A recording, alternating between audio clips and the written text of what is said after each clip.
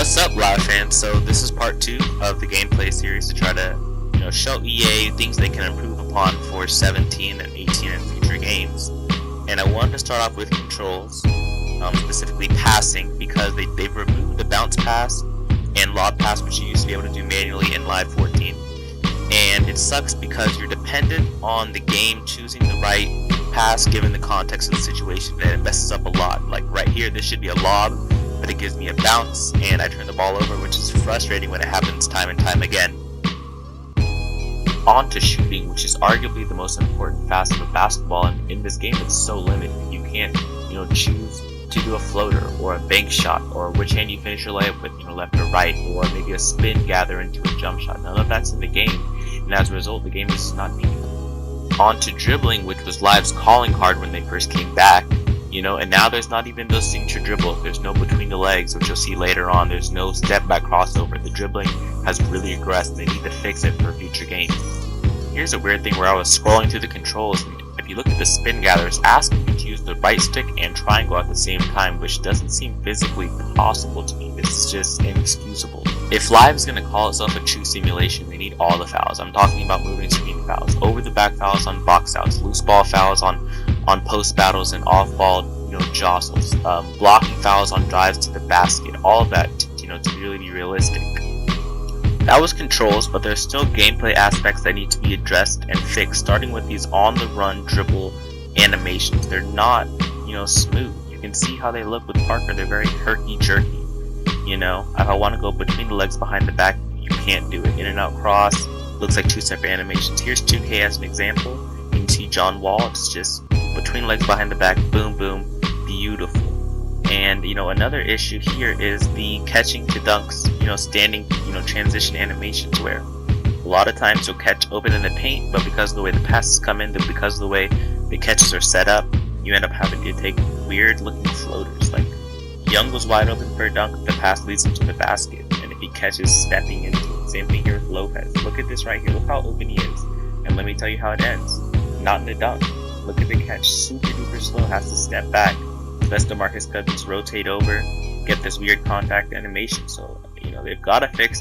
So this is another exploitable aspect of the gameplay, in that since there's no moving screen fouls, what you can do is set a lot of moving screens, run into them at full speed, and then get into the paint. And especially online, when people have athletic guys like LeBron who can dunk, this becomes, a real cheese maneuver. Another thing is there's no icon screen control, and this is sort of more of a sim thing, where if you want a particular guy to set the screen, you've gotta get that gray circle under them, which is basically the same circle to pass the ball to them. So if they're at an angle like where Cousins is, where he's on the opposite block, it's hard to get to them, so you end up just in this sort of merry-go-round of players setting screens that you don't want, trying to get that guy, and by the time you do, a lot of the clock has gone down. So I think what they could do is, you tap L2, which is the screen button, and then the player's icons come up, you hold down their icon, and then they come set the screen, and then, you get the guy you wanted, and, you can take advantage of whatever matchup there is, so that'd be great. So this is more of a minute detail, but we are on the next gen system, so I think it's not crazy to ask for something like this. Even, 2K does have it. So you get a technical foul, you can't choose a shooter. There's a default guy it gives it to. I want to see that fixed to where you can choose who you want. So another underdeveloped aspect of Live's game is the post game, and you can see right here, just entering the post. Look how it takes you to the 3-point line just to enter the post. Where you are and where you try to post up is not at the same spot. It moves you backwards, and then once you're actually posted up, the animations that are sort of the outcomes of shooting just don't look realistic. Why would anybody, especially a right-handed player, shoot a lefty Kareem Abdul-Jabbar styled skyhook from about halfway between the paint and the 3-point line? They've got to consider the distance from the basket and what animation should play out given that. Here's another one where I've got Thaddeus Young, and look at this jump hook. He turns almost 3/4 of a circle just to shoot. Who programmed that? Giannis. Look how the ball snaps back into his hand just to shoot it. And this is again left. Who's making all these lefty offhand floating shots. Even when you say, okay, this is technically the right animation to play out, you would expect a fadeaway when you're turning over your right shoulder. Look at the fadeaway.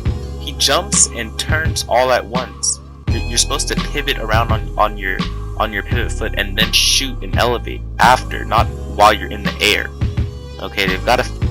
And quickly, with the coach options, last video I talked about the auto subs and timeouts being all the way in settings. This is where I want the viewers as coach options. But that's it. Like, comment, subscribe, follow me on Twitter. Thanks for watching, and that's it.